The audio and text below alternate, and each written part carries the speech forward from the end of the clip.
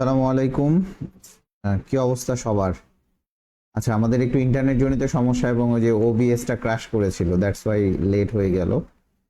আহ, আন্তরিকভাবে দুঃখিত। আসলে টেকনোলজির যুগে আসলে মানে টেকনোলজি ডিপেন্ডেন্ট অনেক কিছু ভালো, আবার অনেক কিছু খারাপ। যাই হোক। আচ্ছা, আমাকে শোনা যায় কিনা একটু জানাবেন।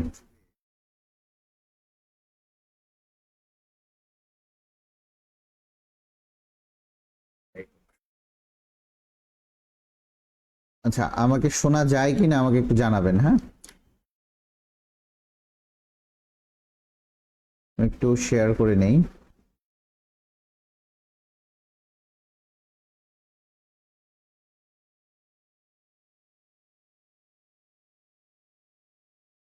আজকে আমাদের এই অধ্যায়টা শেষ হবে।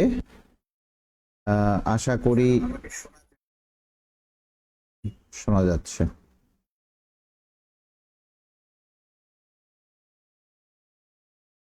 আমরা 20 মিনিট লেট করে ফেললাম, একটু তাড়াতাড়ি করে আসেন।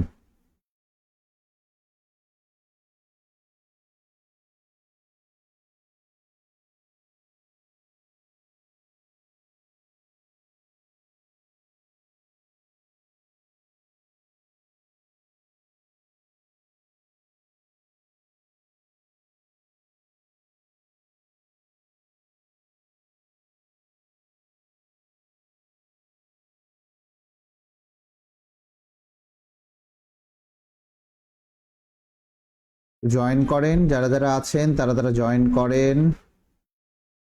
আহ, আমাকে শোনা যাচ্ছে কিনা একটু জানান, আর একটু কাইন্ডলি যারা যারা দেখছেন একটু শেয়ার করে দেন, নিজ নিজ প্রোফাইল থেকে শেয়ার করে দিবেন। একটু ফাস্ট করবেন, আমরা অলরেডি 20 মিনিটস লেট। আচ্ছা, আমরা শুরু করি, আমরা দেরি করব না। বিসমিল্লাহ। আচ্ছা, আমরা চলে আসি যে আমাদের কি বলছে যে উচ্চ শক্তির স্থান থেকে। আমি আবারও বলি, আমার ল্যাপটপের সফটওয়্যারগুলো ক্র্যাশ করছে কেন আমি জানি না। এটাও কাজ যদি না করে সেক্ষেত্রে আসলে খুব কষ্ট হয়ে যাবে আমার ক্লাসটা নেওয়া। যাই হোক, চলে আসেন যে উচ্চ শক্তি স্তর থেকে একটা ইলেকট্রন তৃতীয় শক্তি স্তরে আসায় 10টি বর্ণালী, আবারও শুনে রাখেন, 10টি বর্ণালী রেখা তৈরি হয়েছে। কথাটা মনে রাখবেন, 10টি বর্ণালী রেখা তৈরি হয়েছে। কয়টি ভাইয়া? 10টি বর্ণালী রেখা।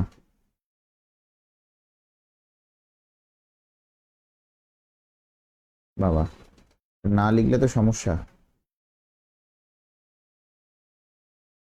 আচ্ছা, যাই হোক, বলা হয়েছে 10টি বর্ণালী রেখা তৈরি হয়েছে।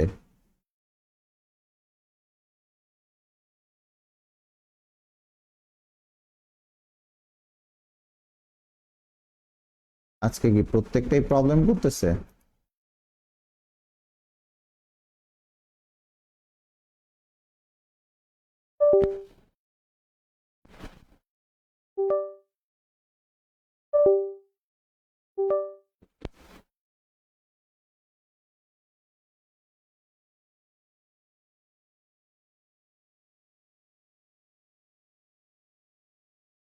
আহ একটু দাঁড়ান, হ্যাঁ।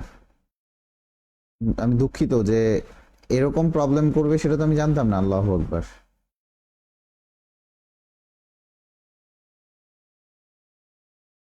এরকম প্রবলেম হবে তো অজানা কথা ছিল। আচ্ছা, একটু অপেক্ষা করেন, একটু অপেক্ষা করেন।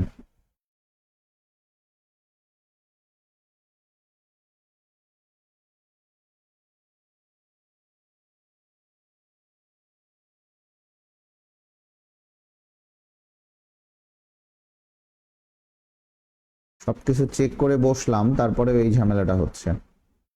আচ্ছা, এমনি সাউন্ড ক্লিয়ার আছে কিনা একটু জানাইয়েন।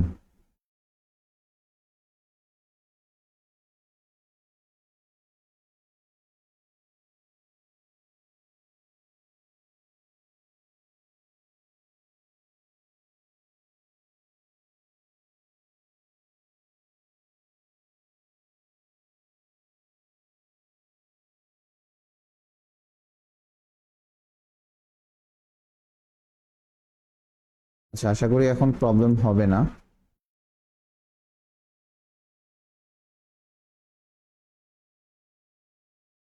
একটু অপেক্ষা করেন।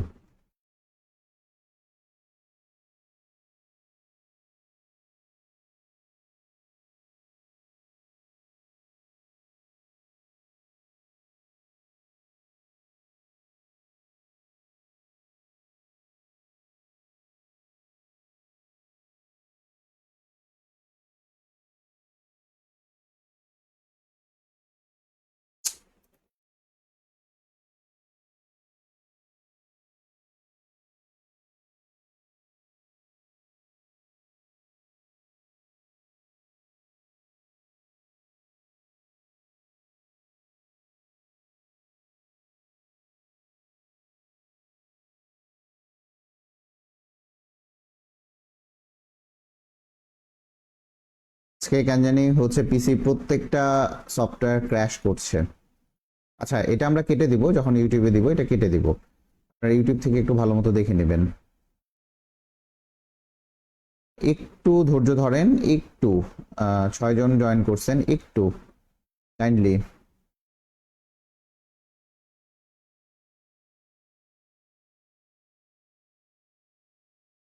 আমরা আজকে দ্রাব্যতার পাঠটা করবো এবং দ্রাব্যতার পাঠের কিছু কিছু মজার জিনিস আপনাকে শেখানোর চেষ্টা করবো ইনশাল্লাহ।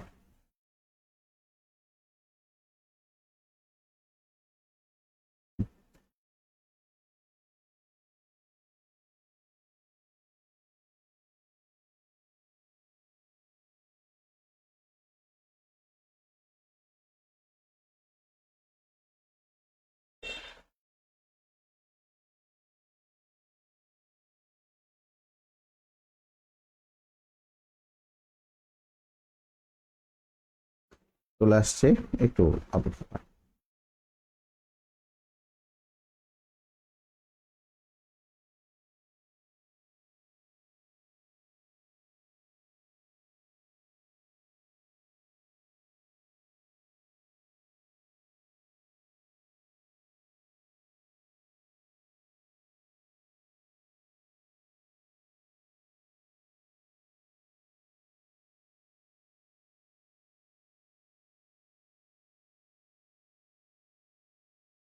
আচ্ছা, সরি, একদম রিয়েলি সরি। আচ্ছা, যারা যারা জয়েন করেন নাই একটু জয়েন করেন, রিয়েলি সরি। আমাদের আজকের দিনটা ঝামেলাই যাচ্ছে। যাই হোক, আমরা চলে আসি যে এখানে কি কি বলেছে, যে এখানে বলেছে যে আমাকে একটা বর্ণালী রেখা থেকে, আবারও শুনে রাখেন, একটা বর্ণালী রেখা থেকে একটু জয়েন করতে বলেন সবাইকে। বলা হয়েছে উচ্চ শক্তি স্তর থেকে একটা ইলেকট্রন তৃতীয় শক্তি স্তরে, কথা বুঝেন, তৃতীয় শক্তি স্তরে আসার ফলে, তার মানে উচ্চ শক্তি স্তর থেকে আসছে। উচ্চ শক্তি স্তর কত, কোথা থেকে এসেছে, n2 ইকুয়াল টু আমরা জানি না, n2 ইকুয়াল টু আমরা হচ্ছে জানি না। একটু দেখবেন, হ্যাঁ সবাই একটু জয়েন করেন। তৃতীয় শক্তি স্তরে আসার ফলে, তৃতীয় শক্তি স্তর হচ্ছে n1 ইকুয়াল টু কোথায় গিয়ে পৌঁছাইছে, এর আগেই বলেছিলাম কোথায় গিয়ে পৌঁছাবে, তাহলে n1 ইকুয়াল টু হচ্ছে 3। বলা হয়েছে 10টি বর্ণালী রেখা, কয়টা ভাইয়া, 10টা বর্ণালী রেখা, কথা বুঝেন, 10টা বর্ণালী রেখা। তাহলে বর্ণালী রেখার সংখ্যা, বর্ণালী রেখার সংখ্যা হচ্ছে, রেখার সংখ্যা হচ্ছে 10টা। বলা হয়েছে কোন শক্তি স্তর থেকে ইলেকট্রনটি এসেছিল, তাহলে n2 এর মানটা আমি বের করব, n2 এর মানটা আমাকে বের করতে হবে। তো আমরা সূত্র কি জানি, সূত্র কি জানি বলেন তো, সূত্র হচ্ছে বর্ণালী রেখার সংখ্যা, বর্ণালী রেখা সংখ্যা is equal to n2 minus n1, n2 minus of n1 plus 1 divided by হচ্ছে 2। এখন দেখেন ভালো মতো বুঝেন, তাহলে বর্ণালী রেখার সংখ্যা কত ছিল ভাইয়া, বর্ণালী রেখার সংখ্যা হচ্ছে 10টা, কথাটা বুঝেন, বর্ণালী রেখার সংখ্যা ছিল হচ্ছে 10টা, 10টা বর্ণালী রেখার সংখ্যা। n2 এর মান কত আমি জানি না, তাহলে n2 আমি জানি না, মাইনাস n1 এর মান কত ভাইয়া, n1 এর মান হচ্ছে এই যে 3, n1 এর মান কত ভাইয়া 3, কথাটা বুঝেন, n1 এর মান হচ্ছে 3। তাইলে গুণ করে আসেন n2 minus of 3 plus 1 divided by হচ্ছে 2। তাহলে দেখেন কত আসে, 10 দুগুণে 20 equal to n2 minus of 3 n2 minus of 2। ঠিক আছে, এখন দেখেন এটা গুণ করেন, গুণ করে আপনি দেখেন n2 এর মান পাবেন আপনি, একটা পাবেন -2 আর একটা পাবেন +7। কথাটা বুঝেন, এটা গুণ করেন n2 স্কয়ার -2 n2, এটা গুণ করেন তখন আপনি দেখেন মিডিল টার্ম করলে আপনি এই দুইটা পাবেন, একটা -2 একটা +7। আবারও শুনেন, একটা -2 একটা +7। যেহেতু n2 এর মান -2 কি সম্ভব না, সম্ভব না, তাহলে অবশ্যই কত আসবে +7। কথা ক্লিয়ার? +7 আসবে। আচ্ছা, কেউ নাই, এটা আসলে আমাদেরই দোষ, আমরাই আসলে দেরি করলাম। আমাদের হয়তোবা একটু টেকনিক্যাল ঝামেলা ছিল, একটু সবাই যদি জয়েন করতেন। আচ্ছা, আমি তাও মেসেজ দিয়ে দিই।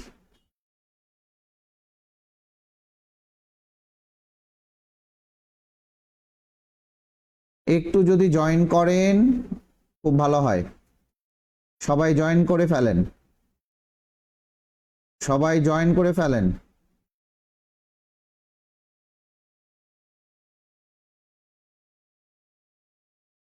দেখেন এই ম্যাথটা কিন্তু খুবই ইম্পর্টেন্ট একটা ম্যাথ, আবারও শুনে রাখেন, এই ম্যাথটা খুবই ইম্পর্টেন্ট একটা ম্যাথ, যেই ম্যাথটা আপনার পরীক্ষায় আসার সম্ভাবনা অনেক বেশি। যে এখানে কি বলছে, 10টা বর্ণালী রেখার সংখ্যা, সবসময় রেখার সংখ্যা চায়, বাট এখানে আপনাকে বলছে কোন শক্তি স্তর থেকে ইলেকট্রনটি এসেছিল, তাহলে অবশ্যই আপনাকে n2 এর মানটা বের করতে বলছে। আর এটা খুবই সহজ, আপনি যদি এইটাও করেন, আমি যদি এখানে একটু আপনাকে দেখাই দেই, তাহলে এটা আসবে হচ্ছে n2 square minus of 2n2 minus of 3n2 plus 6 equal to হচ্ছে আমার 20। তাহলে এখান থেকে আপনি আসেন, 20 আসলে কি আসবে, n2 square minus of 5n2 এখানে মাইনাস অফ 14 ইকুয়াল টু 0। তাহলে 7 দুগুণে 14, মিডিল টার্ম করেন, 7 দুগুণে 14। ওয়ালাইকুম আসসালাম, তোদেরকে কি ডাকে ডাকে আনা লাগবে? হ্যাঁ, তোরা একটু ক্লাসগুলা করলে তো কাজে দেয়। এখানে মিডিল টার্ম করেন, তাহলে n2 square minus of 7n2 plus of 2n2 minus of 14 is equal two 0। তাহলে এখান থেকে মিডিল টার্ম করেন, n2 প্লাস 2 n2 মাইনাস 7 আসে ইকুয়াল টু 0। তাহলে এইটাই আমি লিখছি যে n2 এর মান একটা আসবে হচ্ছে -2, একটা আসবে হচ্ছে +7, একটা আসবে -2, একটা আসবে +7। যারা এগ্রির পরীক্ষা দিতে চাচ্ছেন, যারা এগ্রির পরীক্ষা দিতে চাচ্ছেন, আবারও বলি, যারা এগ্রির পরীক্ষা দিতে যাচ্ছেন তারা ক্লাসটা করেন ভাই, ক্লাসটা ইম্পর্টেন্ট। এই আমাদের একটা কথা বলি, যে আপনি কিছু মনে করবেন না, গোটা বাংলাদেশের মানে 80%, আবারও শোনেন, 80% স্টুডেন্ট কিন্তু আমাদের চান্স না পাওয়া থেকে যায়। কেন জানেন? Lack of practice, lack of practice, lack of confidence, lack of effort. এই ইফোর্টটা যদি আপনি না দেন, আমাদের মেইন কথা হচ্ছে যে আমরা এফোর্ট দিতে চাই না। একটা ফ্রি ক্লাস হইলে তার মানে এখানে সব থেকে বাজে জিনিস দেয়া হয়,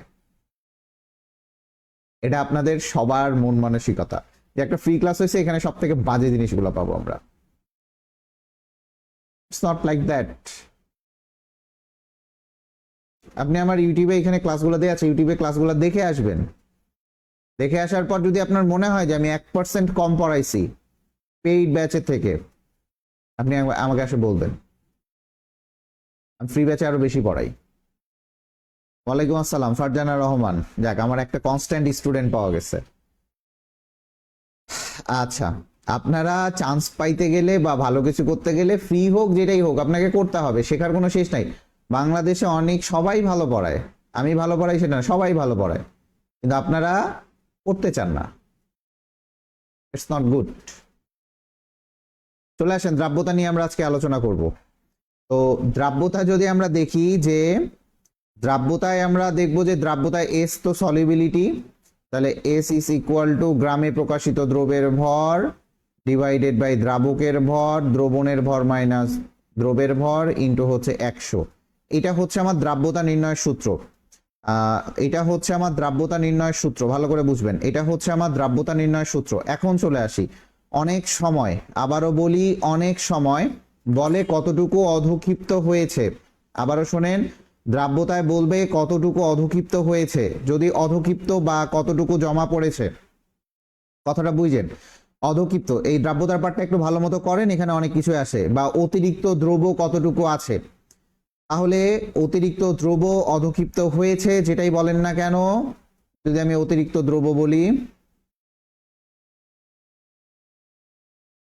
না আমার কথাগুলো মাইন্ডে নিয়েন না, কিন্তু এটা হচ্ছে সত্যি কথা। হ্যাঁ, এটা আসলে মাইন্ড করিয়েন না, এটা সত্যি কথা। কারণ বাংলাদেশে 2 লাখ 4 লাখ স্টুডেন্ট, 5 লাখ স্টুডেন্ট পরীক্ষা দিবে। পরীক্ষা দেওয়ার ক্যাপাবিলিটি আমি মনে করলাম 2 লাখ স্টুডেন্টের। বাংলাদেশের ভার্সিটি সিট সংখ্যা কত? হাইয়েস্ট গেলে 50,000, বেসরকারিগুলো মিলে 80,000, তাই কি না? বাকিগুলা কি গভর্নমেন্ট কলেজে পড়তে হয়? আমি কাউকে ছোট করছি না, বাট সবার একটা টার্গেট থাকে যে না আমি পাবলিক ইউনিভার্সিটিতে পড়বো। তাহলে পাবলিক ইউনিভার্সিটিতে পড়তে গেলে আপনাকে অবশ্যই সবার সাথে কি করতে হবে? ফাইট করতে হবে। সেই ফাইটটার জন্য দরকার আপনার একটা প্রপার গাইডলাইন্স। আপনি বিলিভ মি অর নট, আমি পেইড ব্যাচের ক্লাস নেই, কারণ আমি একটু অসুস্থ। আমি এইটা শুধুমাত্র রুটিন ওয়াইজ মেনটেন করব দেখে, এই যে এখানে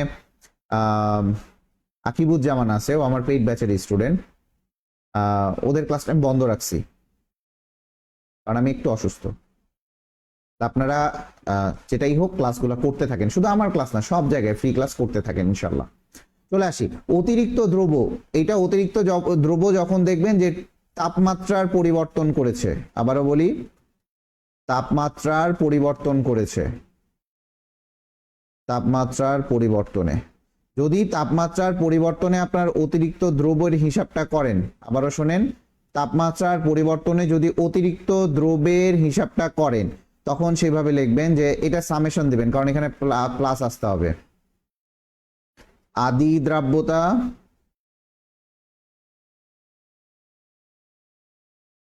মাইনাস শেষ দ্রাব্যতা ডিভাইডেড বাই 100 প্লাস আদি দ্রাব্যতা।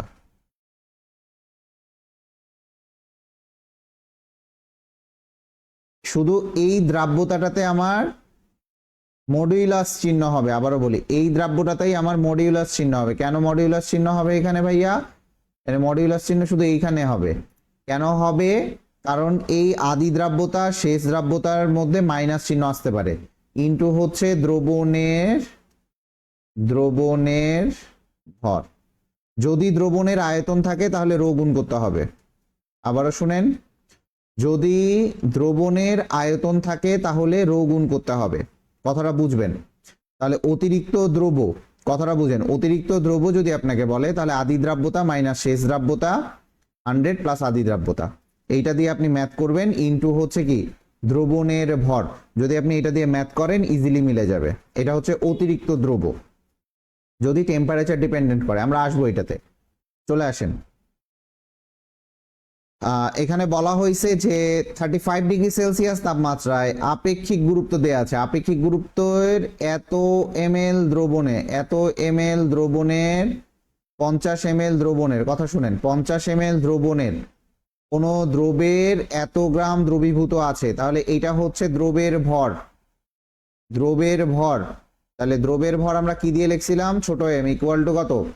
12.5 গ্রাম।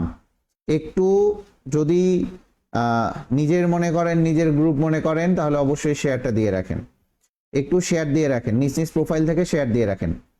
এ তাপমাত্রায় দ্রবের দ্রাব্যতা নির্ণয় করো। যেহেতু আমার দুইটাই ভর দেয়া আছে এবং আপেক্ষিক গুরুত্ব দেয়া আছে, এখানে আপেক্ষিক গুরুত্ব দেয়া আছে, তার মানে আমি এই দ্রবণের ভরটাও বের করে নিতে পারবো। ঠিক আছে, দ্রবণের ভরটাও বের করে নিতে পারবো। কেন? রো ইকুয়াল টু কি? ডাব্লিউ ডিভাইডেড বাই ভি, যেটা আপনারা পড়েন এম বাই ভি। আমি ডাব্লিউ করলাম কারণ ভর বের করব, তাহলে ডাব্লিউ ইজ ইকুয়াল টু কত? রো ইন্টু হচ্ছে ভি, যেটা আমরা এম ছোট হাতের। আচ্ছা, এটা লিখলেও হয় যে এম বাই ভি করলে আরো ভালো হয়, যে এটা এমই দেই, তাহলে ভালো হবে, সুবিধা হবে আপনাদের বুঝতে। আচ্ছা, চলে আসেন এম বাই ভি। তাহলে এখন চলে আসেন ছোট M equal to rho into V. তাহলে এম এর মান কত? রো এর মান হচ্ছে 1.25 ইন্টু ভি এর মান হচ্ছে আপনার 50 ml। এখন ml না দিলেও 50 ml, তাহলে আপনার এটা হচ্ছে টোটাল আসবে, গ্রামে আসবে, এটার গুণ আসবে হচ্ছে 62.5 গ্রাম। ঠিক আছে, এইটা হচ্ছে আমার দ্রবের ভর। আবারও বলি, এটা হচ্ছে আমার এই দ্রবণের ভর, সরি দ্রবণের ভর, বড় এম দেন, দ্রবণের ভর। হ্যাঁ, দ্রবণের ভর, এটা হচ্ছে আমার এই যে দ্রবণের ভর। ঠিক আছে, দ্রবণের ভর, তাহলে দ্রবণের ভর বড় এম আমি বের করে নিলাম। কথাটা বুঝছেন? দ্রবণের ভর আমি বড়টা বের করে নিলাম। তাহলে আমার দ্রাব্যতা কি? দ্রাব্যতা ইজ ইকুয়াল টু ছোট এম ডিভাইডেড বাই বড় M minus of M into হচ্ছে 100। তাহলে উপরে দ্রবের ভর, দ্রবের ভর কত ভাইয়া? 12.5। দ্রবণের ভর কত? 62.5 মাইনাস অফ 12.5 ইন্টু হচ্ছে 100। তাহলে এখানে আমার এস এর মান কত আসে বলেন তো? এস এর মান কত আসে এখানে? ক্যালকুলেশন করেন। এস এর মান আসবে হচ্ছে 25। এস এর মান আসবে কত? 25। কথা বুঝছেন? এটাই হচ্ছে আমার দ্রাব্যতা। ক্লিয়ার হয়েছে এটা?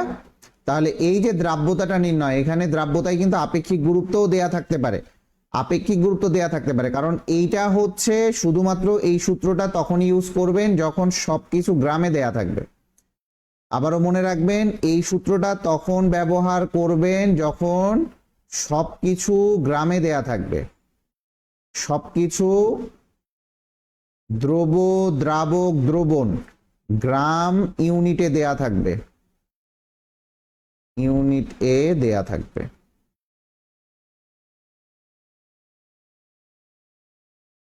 তাহলে এই সূত্রটা আপনি কখন ব্যবহার করবেন? যখন সবকিছু কিসে ভাইয়া? গ্রাম ইউনিটে দেয়া থাকবে। ক্লিয়ার?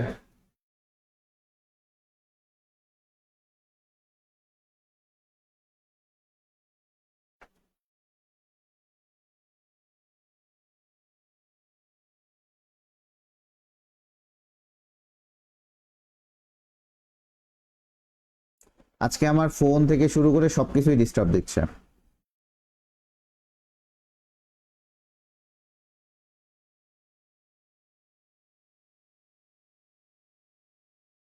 ক্লিয়ার হয়েছে এটা?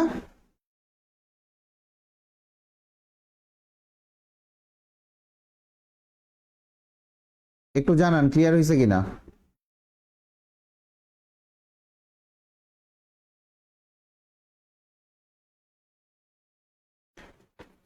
আচ্ছা, যাই হোক, ক্লিয়ার হয়েছে।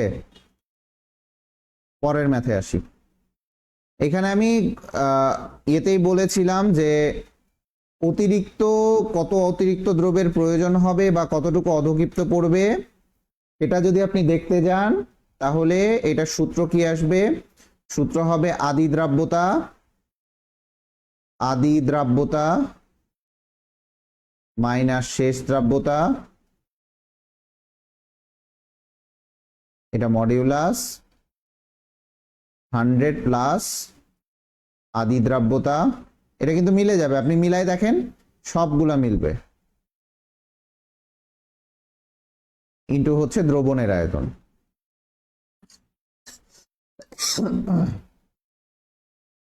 দ্রবণের ভর, আয়তন না দিয়ে ভর। যদি আয়তন দেয়া থাকে তাহলে দ্রবণের আয়তন ইন্টু রো, এটা করতে পারেন।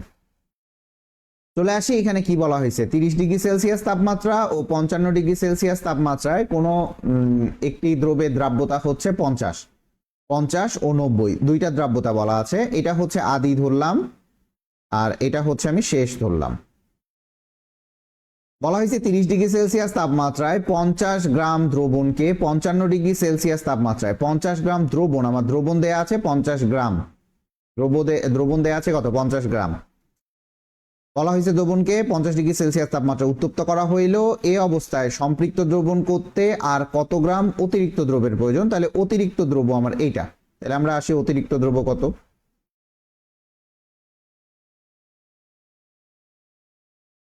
অতিরিক্ত দ্রব্য ইজ ইকুয়াল, লেখেন অতিরিক্ত দ্রব্য ইজ ইকুয়াল আদি দ্রাব্যতা। ভাই আদি দ্রাব্যতা কত? মডিউলাস দেন। আদি দ্রাব্যতা হচ্ছে 50, আদি দ্রাব্যতা হচ্ছে 50 মাইনাস শেষ দ্রাব্যতা কত 90 ডিভাইডেড বাই 100 প্লাস আদি দ্রাব্যতা, তাহলে 100 প্লাস আদি দ্রাব্যতা কত ভাইয়া 50 ইন্টু কি বলছি দ্রবণের ভর, দ্রবণের ভর কত ভাইয়া 50, তাহলে টোটাল আসে কত আমার -40, -40 কে আমি মডিউলাস করব ডিভাইডেড বাই 150 ইন্টু হচ্ছে 50, তাহলে ইকুয়াল টু কত আসে আমার, একটু বোঝার চেষ্টা করেন এটা, 40 ডিভাইডেড বাই 150 ইন্টু হচ্ছে 50, তাহলে দেখেন একটু বোঝার চেষ্টা করেন, দেখেন এখানে কাটলে আসে 10 দিয়ে কাটলে আসে 15, এখানে কাটলে আসবে 4, 15 দিয়ে 5 দিয়ে কাটলে আসবে 3, এটাকে 5 দিয়ে কাটলে আসবে হচ্ছে 10, 3 দিয়ে এটাকে কাটলে আসবে হচ্ছে 1.3, 3 3 9 তো হ্যাঁ 1.33 এরকম টাইপের আসবে, তাহলে টোটাল মিলাই আসতেছে কত 10 দিয়ে গুণ করলে 13.3, এটাই হচ্ছে আমার অতিরিক্ত দ্রব্য। অতিরিক্ত দ্রব্য দেখেন আপনি এই ম্যাথটা কতটা কঠিন ভাবে করতেন, আবারও বলি আপনি এই ম্যাথটা অনেকটাই জটিল ভাবে করতেন, সেই জটিলটা আমরা কিভাবে সহজ করলাম দেখেন, হ্যান্ড ক্যালকুলেশন আমি করে দিছি, আমি হয়তো এখন শেখাবো না বাট হ্যান্ড ক্যালকুলেশন কিন্তু আমি করে দিয়েছি, কথা বুঝেছেন, হ্যান্ড ক্যালকুলেশন আমি করে দিয়েছি, যে হ্যান্ড ক্যালকুলেশন কিভাবে করতে হয়, ইটস দ্য ইজিয়েস্ট প্রসেস। এটা ক্লিয়ার হয়েছে? একটু শেয়ার দিয়ে দিবেন, ফারজানা রহমান একটু শেয়ার দিয়ে দিবেন, আর কে কে দেখছেন একটু শেয়ার দিয়ে দিবেন, আপনাদের হয়তো একটা শেয়ার আপনাদের অনেক বন্ধুদের হেল্প হতে পারে, বা এই প্রসেসটা হয়তো একটা প্রসেস শেখেন আপনি, এই ভিডিও থেকে যদি একটা প্রসেস শিখে যান আমার মনে হয় যে এই প্রসেসটা এই ভিডিওটার আমার সার্থক, বা এই লাইফটা আমার সার্থক, লাইফ করাটা সার্থক। যাই হোক চলে আসেন,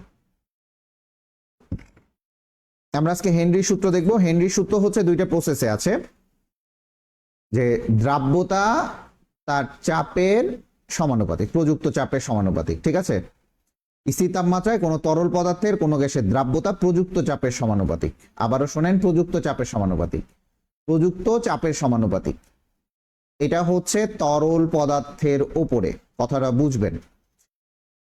এখন এই যে হেনরির যে সূত্রটা এটা তরল বা গ্যাসিয়াসের ক্ষেত্রে প্রযোজ্য হবে, যদি এটা তরল পদার্থের ক্ষেত্রে যদি আসে তখন আপনি এটা বলতে পারেন, বাট যদি গ্যাসিয়াস সাবস্টেন্সের জন্য যদি আসে, যে দ্রবীভূত গ্যাসের দ্রবের মোল সংখ্যা, এখানে আপনি মোল সংখ্যা দিয়ে করতে পারেন, একটা দ্রাব্যতা তার প্রযুক্ত চাপের কি সমানুপাতিক, আরেকটা আছে যদি গ্যাসের ক্ষেত্রে আসে যে মোল সংখ্যা তার প্রযুক্ত চাপের সমানুপাতিক, দুইটা আসতে পারে, মোল সংখ্যা প্রযুক্ত চাপের সমানুপাতিক, দ্রাব্যতা প্রযুক্ত চাপের সমানুপাতিক, ঠিক আছে, কথা বুঝছো? এই চাপটা কি বলেন তো, এইখানে যে চাপটা আছে প্রযুক্ত চাপের সমানুপাতিক, এই যে গ্যাসের ক্ষেত্রে যে চাপটা সেটা হচ্ছে তার আংশিক চাপ, ওই পুরা দ্রবণের এই পিটা হচ্ছে আংশিক চাপ আসবে। তাহলে আপনি দুইটা প্রসেস বলতে পারেন, একটা হচ্ছে p is s is proportional to p, আর একটা পি ইজ প্রপোর্শনাল টু হচ্ছে এক্স, বা মোল সংখ্যা দিয়েও করতে পারেন, এই দুইটাই হচ্ছে আপনার কি বলেন তো হেনরির সূত্রের মানে ইকুয়েশনস বলতে পারেন। এখন এই দুইটা যদি আমি করি, সরি, তাহলে S equal to K H into হচ্ছে পি, সেম ভাবে আপনি X B equal to K H into P. ভাইয়া কে এইচ কি, এটাকে বলা হয় হেনরি কনস্ট্যান্ট বা হেনরি ধ্রুবক, কি বলবেন এটাকে, হেনরি ধ্রুবক। আমাদের হয়তো বা শেষ হয়ে আসবে, আর হয়তো 3-4টা ম্যাথ আছে। চলে আসেন এখন তাহলে ম্যাথের ক্ষেত্রে চলে আসেন, যে ম্যাথটা কিভাবে করব। বলা হয়েছে দেখেন 20 ডিগ্রি সেলসিয়াস তাপমাত্রায় এত অ্যাটমসফিয়ার চাপে, তাহলে পি আমার বলা আছে, অক্সিজেন গ্যাসের দ্রাব্যতা নির্ণয় করো। যখনই দেখবেন প্রেসার দেয়া আছে, প্রেসারের ক্ষেত্রে দ্রাব্যতা নির্ণয় করতে বলছে, তখন আপনি হেনরি সূত্র ব্যবহার করবেন, এইটুকু কনফার্ম থাকেন, কথা বুঝছেন। হেনরি ধ্রুবক 20 ডিগ্রি সেলসিয়াস তাপমাত্রায় অক্সিজেনের হেনরি ধ্রুবকও দেয়া আছে। হেনরি ধ্রুবকের ইউনিটটা একটু ভালো মতো বুঝবেন, যে হেনরি ধ্রুবকের ইউনিট কি, এস ইজ ইকুয়াল টু হচ্ছে কে এইচ পি, তাহলে আপনার কি চলে আসে KH is equal to S by P। S যদি আমার মোল পার লিটারে আসে, mole per litre divided by ATM। এই মোল পার লিটারটাকে আমি মোলারও লিখতে পারি, দেন এটা আসবে মোলার পার ATM। কথা বুঝছেন? এইটাই হচ্ছে আমার হেনরিক কনস্ট্যান্টের ইউনিট। ক্লিয়ার? এটাই হচ্ছে আমার হেনরিক কনস্ট্যান্টের ইউনিট। এই ক্লিয়ার হয়েছে? একটা মেসেজ করে জানাবেন, একটা মেসেজ করতে বেশি সময় লাগে না। তাহলে হেনরিক কনস্ট্যান্টের যদি ইউনিট চাই, দেখেন আপনাদের যারা ভার্সিটি পরীক্ষা দিবেন এত হার্ড না আসলেও এইটা আসতে পারে যে নিচের কোনটি হেনরিক কনস্ট্যান্টের ইউনিট। ঠিক আছে, নিচের কোনটি হেনরিক কনস্ট্যান্টের ইউনিট, এটা আসতে পারে। এটা হচ্ছে হেনরিক কনস্ট্যান্টের ইউনিট। ক্লিয়ার হয়েছে? চলে আসেন। তাহলে এই জায়গায় আপনি কি করতে পারেন, এখানে দ্রাব্যতা চাইছে, তাহলে S is equal to KH এর মান হচ্ছে 1.38 into 10 to the power -3 into হচ্ছে 0.98। কথা বুঝছেন? 0.98 কথাটা বুঝেন। এখন এটা গুণ করেন, কত আসে? এটাই অ্যান্সার। এখন এখানে আমি হ্যান্ড ক্যালকুলেশনে আসি যে ভাইয়া এখানে একটু হ্যান্ড ক্যালকুলেশন দেখাবেন। দেখাচ্ছি। এটা আবার হ্যাং করতেছে।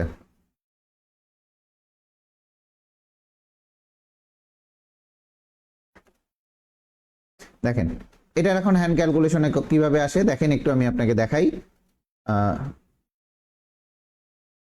এখানে দেখেন আপনি এইভাবে করেন 1.38 into 10 to the power -3 into 98 divided by 100। তাহলে আপনার কত আসে এখানে? 98 দিয়ে 1.38 কে গুণ করেন, 98 দিয়ে 1.38 কে গুণ করেন। ঠিক আছে, 98 দিয়ে 1.38 কে গুণ করেন। ঠিক আছে, তাহলে 98 দিয়ে 1.38 কে গুণ করলে আসবে হচ্ছে 135.24 ইন্টু এই দুইটা ভাগ হয়ে যাবে 10 টু দি পাওয়ার -5। শেষ, 10 টু দি পাওয়ার -5। ক্লিয়ার? দেখেন আপনি ইজিলি করতে পারবেন। এখানে হ্যান্ড ক্যালকুলেশন এটা এত মহা যুদ্ধের মতো কিছু না, এটা মহা যুদ্ধের মতো কিছুই না, এটা জাস্ট একটা টেকনিক। আপনাকে অ্যাপ্রক্সিমেশন ধরে করতে হবে। আপনি অ্যাপ্রক্সিমেশন ধরে করেন, ইজিলি পারবেন। এটা আমি 1.38 দিয়ে জীবনেও করাবো না, যখন আমি হ্যান্ড ক্যালকুলেশন করাবো এটা 1.5 দিয়ে করাবো। 1.5 দিয়ে করালে এটার অর্ধেক মানে 1.40 কাছাকাছি অথবা 1.40 নিচে আসবে। শেষ। কথা বোঝা গেছে? এনিওয়ান, কথা বোঝা গেছে? এটা কি কথা বোঝা গেছে?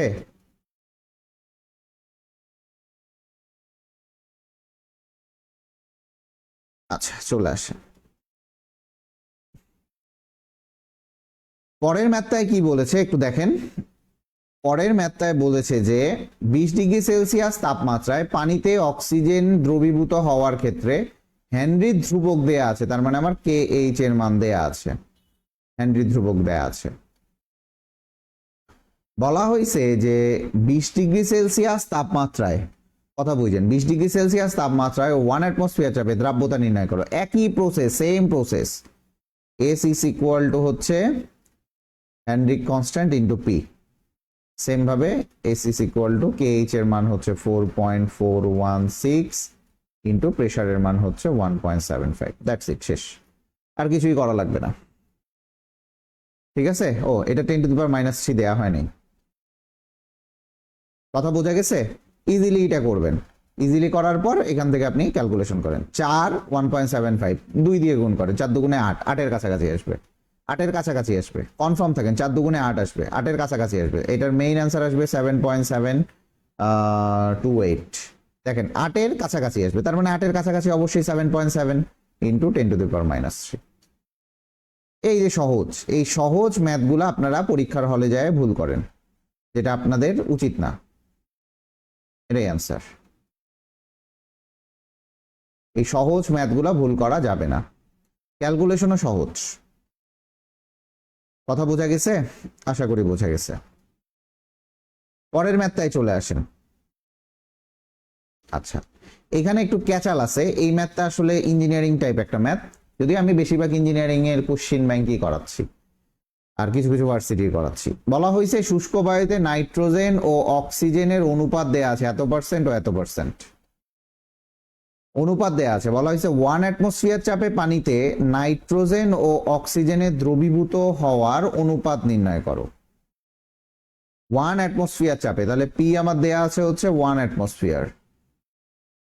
আচ্ছা, নাইট্রোজেনের ক্ষেত্রে হেনরি ধ্রুবকের মান একটা আছে, অবশ্যই হেনরি ধ্রুবক পদার্থভেদে তাপমাত্রা ভেদে এগুলো চেঞ্জ হয়, ঠিক আছে। এখন দেখেন যে নাইট্রোজেনের একটা হেনরি ধ্রুবক দেয়া আছে, অক্সিজেনের হেনরি ধ্রুবক দেয়া আছে, কথাটা বুঝেন। নাইট্রোজেনের হেনরি ধ্রুবক দেয়া আছে, অক্সিজেনেরও হেনরি ধ্রুবক দেয়া আছে, কথা বুঝেন। হ্যাঁ, তাহলে কে এইচ অফ নাইট্রোজেনের হেনরি ধ্রুবক দেয়া, কে এইচ অফ অক্সিজেনের আমার হেনরি ধ্রুবক দেয়া, কথাটা বুঝেন। এখন আমার যে এখানে বলা আছে যে অনুপাত বলা আছে 79%, 79%। এখন 79% আমার টোটালটা একটা বায়ুর মধ্যে, এটা মনে করেন যে বায়ুমণ্ডল, এই বায়ুমণ্ডলের টোটালটা হচ্ছে আমার 100%। 100%-এর মধ্যে 79% হচ্ছে আমার কি, নাইট্রোজেন। তাহলে আমরা কি পড়ছিলাম, যে আমরা পড়েছিলাম যে গ্যাসিয়াসের ক্ষেত্রে মোল সংখ্যা তার আংশিক চাপের সমানুপাতিক। মোল মোল সংখ্যা বললে ভুল হবে, মোল ভগ্নাংশ, সরি। গ্যাসিয়াস যদি সাবস্টেন্স থাকে তাহলে এটা হচ্ছে মোল ভগ্নাংশ।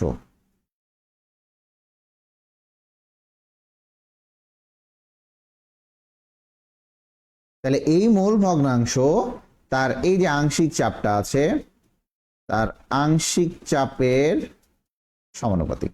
ক্লিয়ার? ক্লিয়ার হয়েছে?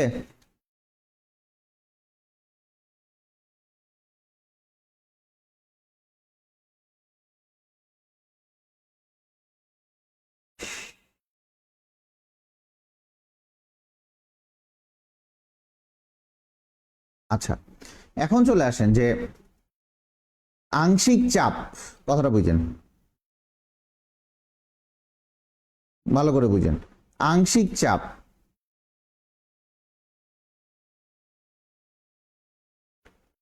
আংশিক চাপ ইকুয়াল টু মোল ভগ্নাংশ ইন্টু মোট চাপ। মোল ভগ্নাংশ ইকুয়াল টু হচ্ছে নিজের মোল সংখ্যা বাই মোট মোল।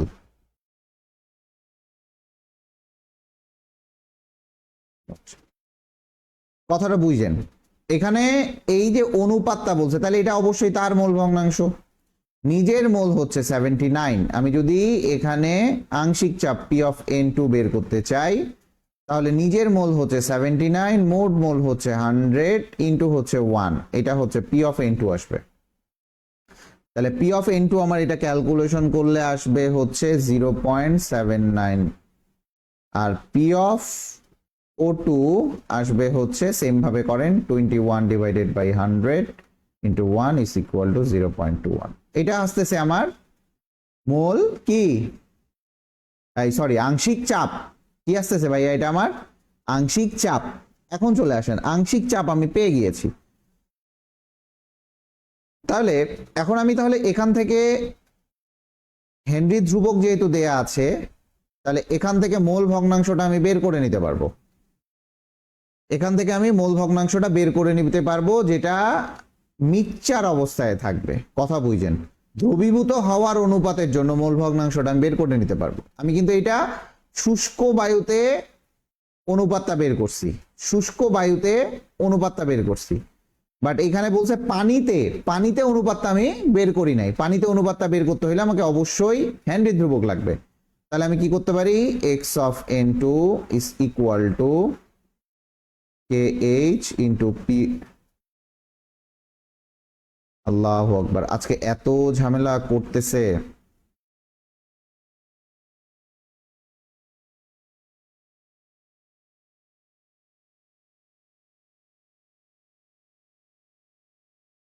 দেখেন kh into P of N2, KH এর মান কত, হেনরি ধ্রুবকের মান কত নাইট্রোজেনের জন্য 8.54 into 10⁴ into P of N2 কত আছে 0.79 দেন এখান থেকে ক্যালকুলেশন করে যা আসবে তাই, এখান থেকে ক্যালকুলেশন করে আসবে হচ্ছে 9.25 ইন্টু 10⁻⁻6। সেম ভাবে এক্স অফ O2 যদি আসেন ওই সেম ভাবে করেন KH into P of O2, তাহলে এই দুইটার মান বসান, মান বসানোর পর আসবে 4.60 ইন্টু 10⁻⁻6। এই দুইটার অনুপাত হচ্ছে পানিতে। এই যে আপনি এখন বলতে পারেন যে ভাইয়া এখানে তো মোল ভগ্নাংশ বের করলেন, তাহলে এটা কোন ধরনের মোল ভগ্নাংশ? ভাইয়া এটা পানিতে, এই যে পানিতে কতটুকু দ্রবীভূত হচ্ছে 1 অ্যাটমসফিয়ার চাপে, এই দুইটা কতটুকু অনুপাতে পানিতে দ্রবীভূত হচ্ছে সেটার মোল ভগ্নাংশ হচ্ছে এই দুইটা। বাট যেটা আমরা বের করছিলাম এর অনুপাতটা, এই যে এইটা অনুপাতটা যেটা বের করছিলাম এইটা হচ্ছে আপনার শুষ্ক বায়ুতে, তাহলে এই দুইটাই হচ্ছে আপনার অনুপাত। ক্লিয়ার?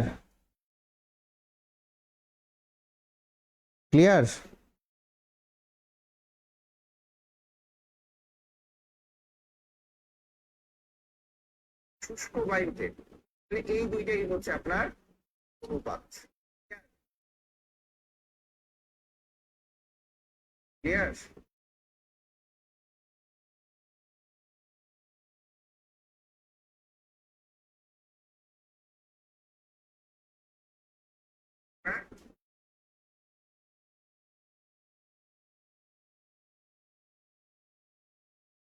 আচ্ছা, আজকের লাইভটাতে একটু প্রথমেই সমস্যা হওয়াতে খুব ডিস্টার্ব হয়ে গেছে। আচ্ছা চলে আসেন দ্রাব্যতার আরো কিছু ম্যাথ দেখি। বলা হয়েছে 25 ডিগ্রি সেলসিয়াসে ক্যালসিয়াম ফ্লোরাইডের দ্রাব্যতা গুণফল দেয়া আছে, তার মানে KSP আমার দেয়া, KSP দেয়া আছে, ওইটা দ্রাব্যতা নির্ণয় করো, ঠান্ডা মাথায় বুঝেন, এটা দ্রাব্যতা নির্ণয় করো। তাহলে আমার প্রথমে আমি এইটাকে ভাঙাই নেই, যেহেতু স্বল্প দ্রবণীয় লবণ তাহলে উভমুখী চিহ্ন দিলাম,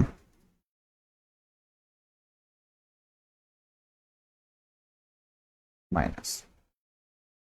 তাহলে আমার এটা আসে, এটা 2s, এটাও যদি s হয় এটা 2s স্কয়ার হয়ে যাবে, ঠিক আছে, এটা 2s। তার মানে KSP is equal to s into 2s square, তাহলে আমার চলে আসে 4s কিউব। তার মানে আপনার KSP কত আছে 3.4 into 10⁻⁻11 divided by 4 is equal to s cube. Then এখান থেকে আসেন s is equal to cube root 3.4 into 10⁻⁻11 divided by হচ্ছে 4। ভাইয়া এটা কিভাবে করব? দেখেন, এটা করার একটা বুদ্ধি আমি বলি। ফার্স্ট অফ অল কিউব রুটের ভিতরটা ভাঙান, এখানে আরো এক ধার নেন, এটা 34 বানান, 34 ইন্টু 10⁻⁻12 ডিভাইডেড বাই হচ্ছে 4, এটা করেন। 4 আসতে 32, তার মানে 8 পয়েন্ট সামথিং আসবে, 8.5 আসবে। 4 আসতে 32 আর 34 আর 2 এটার অর্ধেক, মানে 8.5 আসবে, 8.5। তাহলে এটার আপনি এরকম করে রাখলেও পারবেন যে 8.5 ইন্টু 10⁻⁻12। এই 10⁻⁻12 এর কিউব রুট কেমনে আসে সেটা আমি আপনাদেরকে পরে শেখাবো।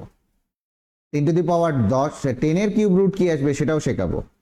প্রত্যেকটা জিনিসের একটা প্রসেস আছে, সেই প্রসেসটা নিয়ে আমরা আগাবো, ঠিক আছে? তো যাই হোক, এটা হচ্ছে আপনার টোটাল যে মানটা আসবে, এটার অ্যান্সারটা আসবে হচ্ছে 2.04 ইন্টু 10⁻⁻4। এটাই হচ্ছে আমার এস এর মান। কথা বুঝছেন? কথাটা বুঝছেন? আমি আপনাদেরকে অবশ্যই হ্যান্ড ক্যালকুলেশন খুব ভালো মতোই শেখাবো ইনশাল্লাহ। তাহলে আমার জন্য দোয়া করবেন যেন আমি অসুস্থ না হই, সুস্থ হয়ে যাই। এটা গেল হচ্ছে দ্রাব্যতা, কিভাবে দ্রাব্যতা বের করবেন গেল।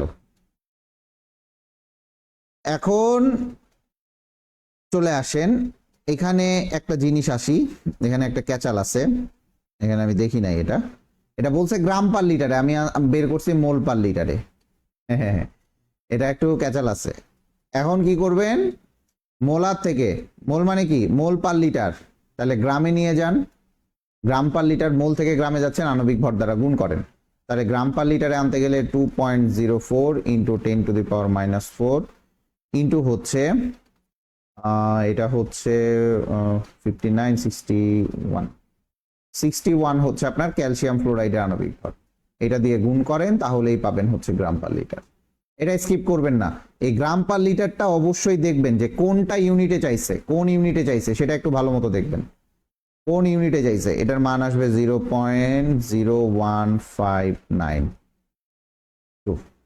গ্রাম পার লিটার, এটা আসবে গ্রাম পার লিটারে, কথাটা বুঝেন, এটা আসবে গ্রাম পার লিটারে, আর আমার আগেরটা আসছিল মোল পার লিটারে।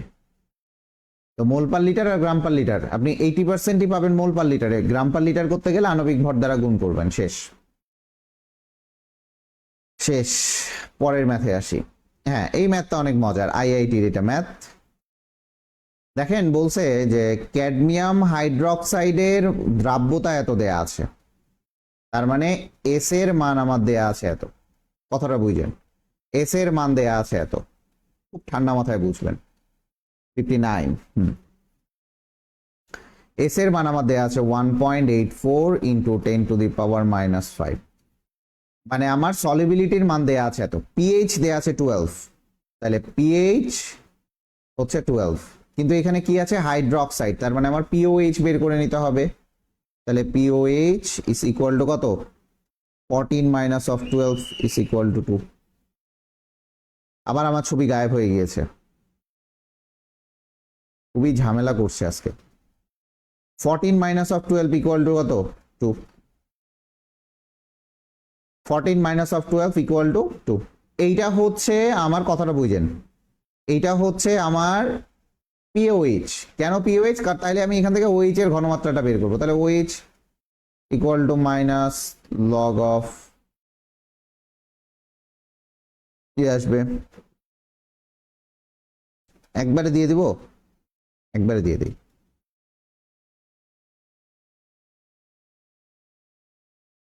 তাহলে আসবে 10⁻⁻²।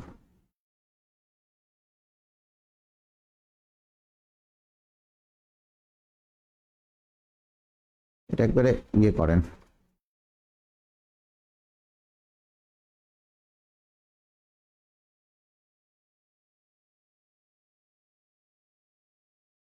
ওএইচ এর মানটা নির্ণয় করেন 10⁻⁻², ঠিক আছে, 10⁻⁻²।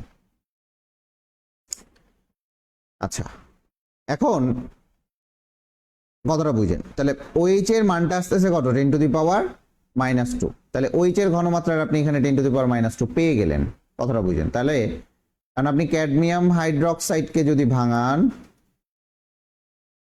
তাহলে কত আসে, ক্যাডমিয়াম 2+, উপাস্য চিহ্ন দেন,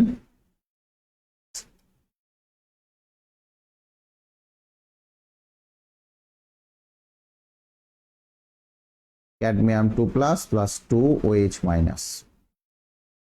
কথাটা বুঝেন, 2OH-, এটা আপনি ক্যাডমিয়ামকে ভাঙাইলেন। ভাইয়া এই ম্যাথ কি আসে, এই ম্যাথ এগ্রিকালচার ইউনিভার্সিটিতে এসেছিল, এই ম্যাথটাই এগ্রিকালচার ইউনিভার্সিটিতে এই টাইপের ম্যাথটাই এসেছিল, তো আপনাকে এই ম্যাথটা অবশ্যই করতে হবে, ঠিক আছে, এই ম্যাথটা অবশ্যই করতে হবে। মেইনলি এটা আসে অ্যান্টি লগ অফ আসবে, তো এইখান থেকে আপনি এটা বের করে নিতে পারেন, OH- এর ঘনমাত্রাটা আপনি বের করে নিলেন। যাই হোক, চলে আসেন, তাহলে ক্যাডমিয়ামের আপনি এটা পেয়ে গেলেন। এখন তাহলে এইটা আসে আমার এস, এটা আসে হচ্ছে 2s, তাহলে আপনার কেএসপি কত আসে,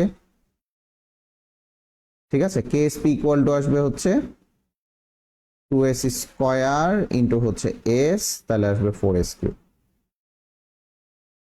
কনফার্ম কিনা, এটুকু বুঝছেন কিনা, এইটুকু বুঝছেন?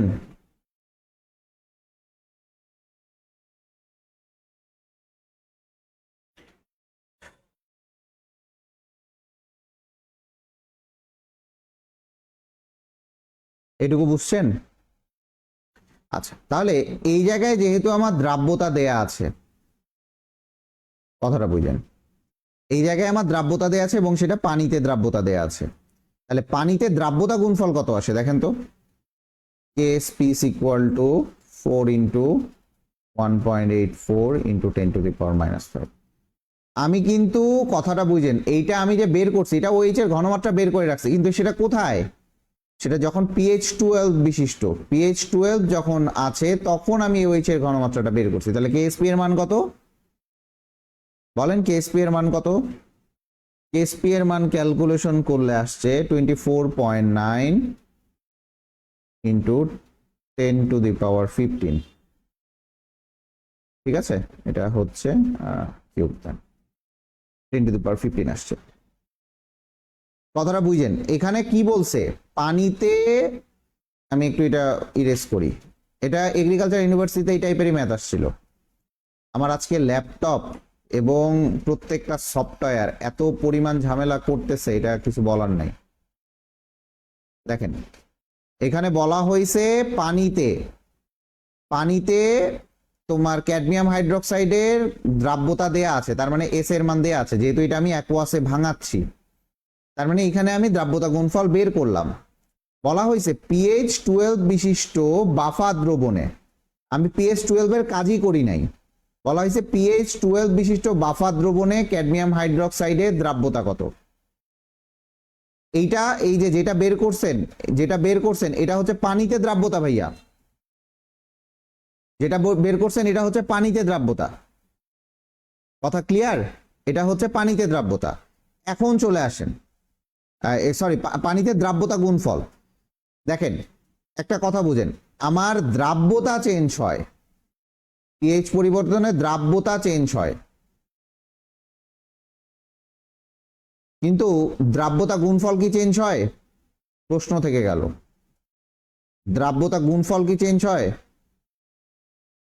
একটু জানাবেন, দ্রাব্যতা গুণফল কি চেঞ্জ হবে?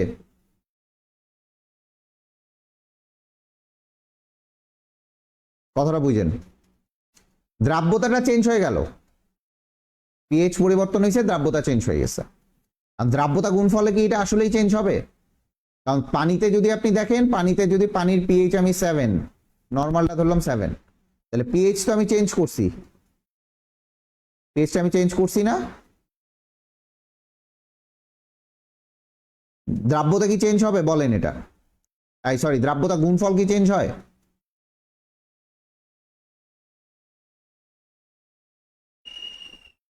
দ্রাব্যতা গুণফল চেঞ্জ হয় কিনা জানান, তাড়াতাড়ি জানান। দ্রাব্যতাটা চেঞ্জ হয়ে যাচ্ছে, দ্রাব্যতা গুণফল চেঞ্জ হচ্ছে, একটু জানান।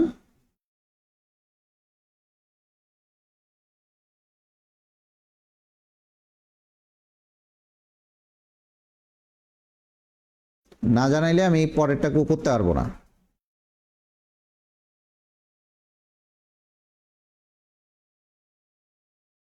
দ্রাব্যতা গুণফল কি চেঞ্জ হয়? দ্রাব্যতা গুণফল চেঞ্জ হয় না, যাই হোক বলেই দিলাম, দেরি করা যাবে না। তাহলে দ্রাব্যতা গুণফল এখানে চেঞ্জ হবে না, তার মানে এই যে দ্রাব্যতা গুণফলটা সেম থাকবে, বাট দ্রাব্যতাটা কিন্তু আমার চেঞ্জ হয়ে গেছে। OH এর দ্রাব্যতা দেখেন চেঞ্জ হয়ে গেছে, কথা বুঝছেন? OH এর দ্রাব্যতা চেঞ্জ হয়ে গেছে, কিন্তু দ্রাব্যতা গুণফল আমার চেঞ্জ হয় নাই। এখন এর যে দ্রাব্যতাটা চেয়েছে, যেহেতু OH এর দ্রাব্যতা আমার এখানে আমি জেনে গিয়েছি, তার মানে আমি শুধু ক্যাডমিয়াম 2+ এর দ্রাব্যতাটা বের করলেই হয়ে যাবে। তার মানে আপনার কি আসবে? ক্যাডমিয়াম 2+ এর দ্রাব্যতা is equal to KSP divided by 10 to the power minus 2 whole square। এখান থেকে ক্যালকুলেশন করেন, অ্যান্সার চলে আসবে 2.49 into 10 to the power minus 10। এটা কি বুঝতে পারছেন? এটা একটু জটিল টাইপের ছিল, বাট এই ম্যাথ আসছে পরীক্ষায়। দ্রাব্যতা চেঞ্জ হইলেও কখনো দ্রাব্যতা গুণফল চেঞ্জ হবে না।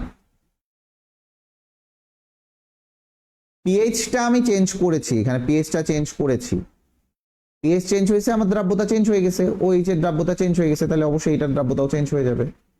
দেখেন আগে কত দ্রাব্যতা ছিল, এখন কত দ্রাব্যতা হয়েছে, দুইটার দ্রাব্যতা দুই রকম হয়েছে। আজকে এত ডিস্টার্ব দিচ্ছে, আমি কি আর বলবো।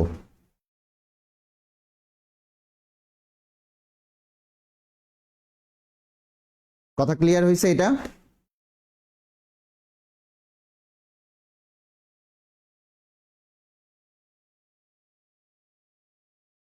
কথা কি ক্লিয়ার না বেজার আছে? কও তাড়াতাড়ি কও।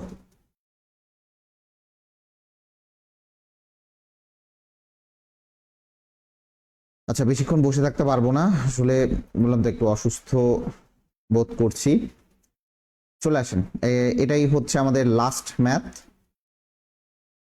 আমরা আজকের মতো এখানেই শেষ করব।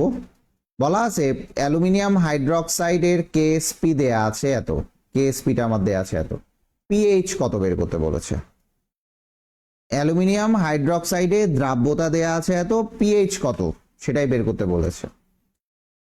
এখন দেখেন যে পিএইচ কত বলছে, তো আমার কেএসপি দেয়া আছে। আমার প্রথমে এটাকে ভাঙাই, যে অ্যালুমিনিয়াম হাইড্রোক্সাইড কে ভাঙালে আসবে হচ্ছে অ্যালুমিনিয়াম 3+ প্লাস 3OH মাইনাস।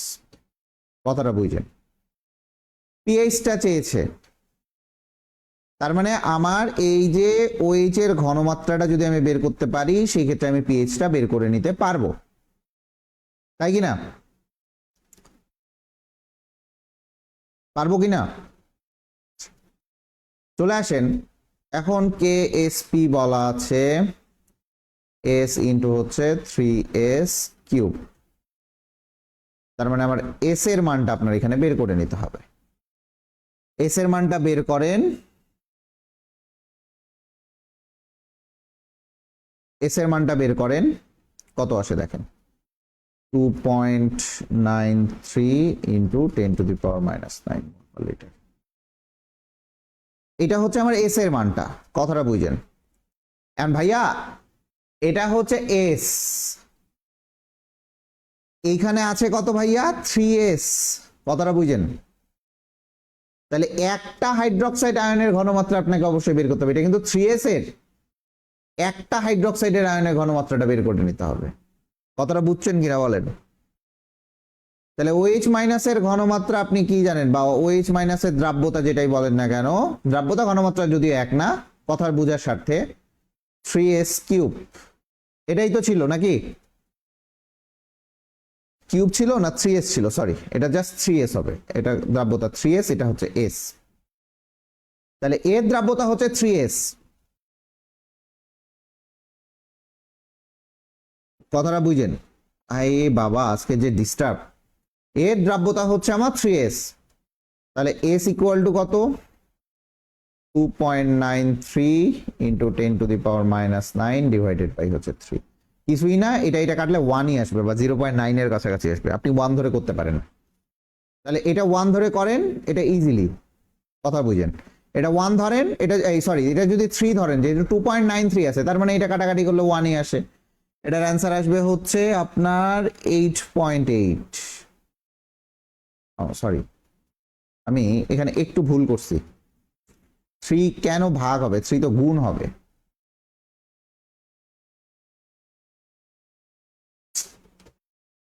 এত ডিস্টার্ব, যাই হোক। এখানে দেখেন, এইখানে আমার একটা এস, আর এখানে আমার আছে কয়টা, 3টা এস। তাহলে অবশ্যই আমার 3টা এস এর ঘনমাত্রাটাই হবে OH মাইনাসের ঘনমাত্রা। এটা বুঝেন, 3টা এস এর 3 দিয়ে গুণ না করলে কিন্তু আপনি ফুল যে OH মাইনাসটা আছে সেটার ঘনমাত্রা পারবেন না, কারণ এটা হচ্ছে, এই এস হচ্ছে অ্যালুমিনিয়ামের ঘনমাত্রা। তার মানে 3টা এস এর ঘনমাত্রার সমান হচ্ছে OH মাইনাসের ঘনমাত্রা। তার মানে এটা গুণ করলে আসবে আপনার কত আসে, 8.8 ইন্টু 10⁻⁹ মোলার। এইটা আসবে আপনার OH মাইনাসের ঘনমাত্রা। কথাটা বুঝবেন, ঠিক আছে? এখন দেখেন বলছে ওই তাপমাত্রায় সম্পৃক্ত দ্রবণের পিএইচ কত।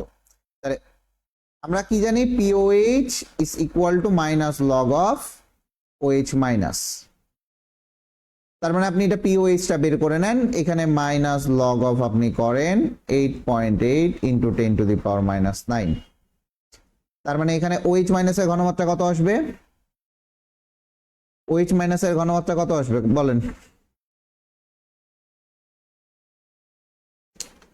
OH মাইনাসের ঘনমাত্রা, এখানে আরেকটা ক্যাচাল আছে। OH মাইনাসের ঘনমাত্রাটা আপনার বের করার আগে এইটা দেখেন না, 10⁻⁹ আসছে। এইটা তো আপনি কখনোই 10⁻⁹ রাখতে পারবেন না ভাইয়া।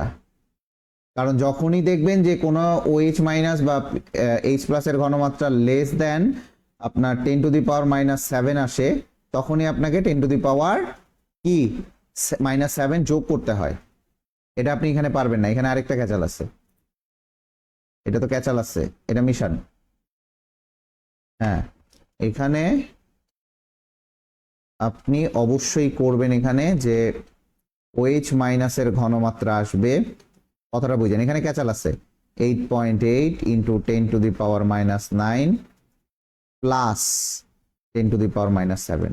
যখনই কোনো OH মাইনাসের ঘনমাত্রা, এটা আমার এখন নজরে আসলো, যখন কোনো দেখবেন যে OH মাইনাসের ঘনমাত্রাটা আপনার আসে 10⁻⁻7 এর নিচে, তখন আপনাকে 10⁻⁻7 যোগ করতে হবে। আপনারা কিছুই বললেন না, এটা আসলে ধরতে হবে, এগুলা প্রত্যেকটা জিনিস মাথায়, অ্যাডমিশন মানে আপনাকে এমন কিছু মাথায় রাখতে হবে যেটা আপনি মানে কি বলবো যে সুপার ট্যালেন্টেড হওয়া লাগবে। দেখেন এটা আমারই মিস হয়ে গেল, আমি তো OH মাইনাসের ঘনমাত্রা নির্ণয় করতে চলে গেছিলাম, ঠিক আছে, OH মাইনাসের ঘনমাত্রা নির্ণয় করতে চলে গেছিলাম। তার মানে এটা আসবে হচ্ছে যোগ করলে 1.08 ইন্টু 10⁻⁷। একটু দাঁড়ান তো,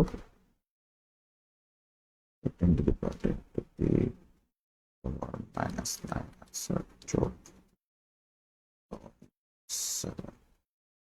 হ্যাঁ ঠিক আছে, 1.08 ইন্টু 10⁻⁷। এইটা একটু ভালো মতো মনে রাখতে হবে, আমাকে 10⁻⁷ এর নিচে নিয়ে যাওয়া যাবে না OH বা H প্লাসের ঘনমাত্রা। কথা বুঝছেন, দ্রাব্যতাটা আমি নিয়ে যেতে পারবো না। কথা ক্লিয়ার? কথা ক্লিয়ার হয়েছে কিনা আমি জানি না, বাট এটা একটু জটিল টাইপের ছিল, এটা ধরাটা অনেক টাফ ছিল এটা। যাই হোক, এখন চলে আসেন তাহলে OH মাইনাসের আপনি রিয়েল ঘনমাত্রাটা পাইলেন এইটা, এখন আপনি POH বের করেন, মাইনাস লগ অফ 1.08 ইন্টু 10⁻⁻7। আপনি এইটা করেন এখন, তাহলে POH এর মাত্রা আসবে হচ্ছে 6.96। তাহলে pH কত ভাইয়া? pH is equal to আসবে 14 মাইনাস অফ 6.96, তাহলে আপনার আসবে হচ্ছে কত 7.03। এই তো, এটাই ম্যাথ, এটাই ম্যাথ, এভাবেই করতে হবে, একটু মাথা খাটাইতে হবে, ধরতে শিখতে হবে, কয়েকটা জিনিস ফলো করতে হবে, কিছু রুলস আছে যেগুলো ফলো করতে হবে। কথা বুঝছেন? যেসব রুলস আপনি ফলো করতে পারবেন না সেসব রুলস মানে প্র্যাকটিসের মাধ্যমে করতে হবে। ওই যে বলে না, practice makes a man perfect, এটা অবশ্যই করতে হবে। আচ্ছা, আমরা আর এই পাশে ম্যাথ আগাবো না, আমরা এ পর্যন্তই শেষ করব আজকে। একই বাদবাকি ম্যাথসগুলা সবগুলাই আপনার PH বা POH এর ঘনমাত্রাই বলছে। তো আমার মনে হয় আমাদের এই সেকেন্ড চ্যাপ্টারটা এখনই আমরা ইতি টানবো। আশা করি যে আপনারা সবাই যতটুকুই আমি বুঝাতে পেরেছি আশা করি আপনারা বুঝতে পেরেছেন।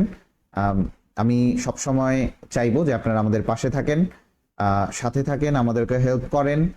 আমরা এরকম সিরিজ বারবার আনতে চাচ্ছি, আপনারা যদি মনে করেন যে ভাই আরো আনেন, অবশ্যই কমেন্টে জানাবেন, ক্লাস কেমন লাগছে সেটা জানাবেন, আর কনসেপ্টগুলো কেমন লাগছে সেটা জানাবেন। হ্যাঁ, আমাদের একটা ল্যাকিংস আছে, সেটা আমাদের ডিজিটাল বোর্ড নাই, আদারওয়াইজ আমাদের যে কন্টেন্ট বলেন না কেন, আমরা কন্টেন্ট টপ নচ দেওয়ার চেষ্টা করছি, আমি বলতেছি না টপ নচ দিচ্ছি, চেষ্টা করছি আলহামদুলিল্লাহ।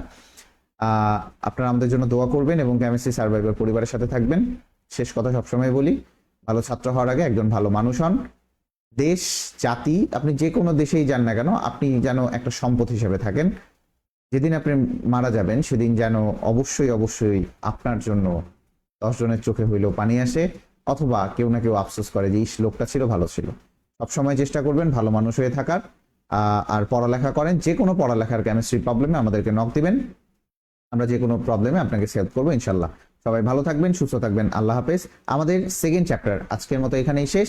আমরা নেক্সট যে চ্যাপ্টারটা আসবে সেটা হচ্ছে ফার্স্ট পেপারের থার্ড চ্যাপ্টার, সেখানে আমরা হাইব্রিডাইজেশন এবং বন্ড ক্যালকুলেশন এই দুইটাই শিখবো ইনশাল্লাহ। ওইখানে আমি হয়তো ফুল চ্যাপ্টারটা রিভিউ করাবো না, কারণ ওইখানে ম্যাথমেটিক্স টার্ম নেই, ঠিক আছে।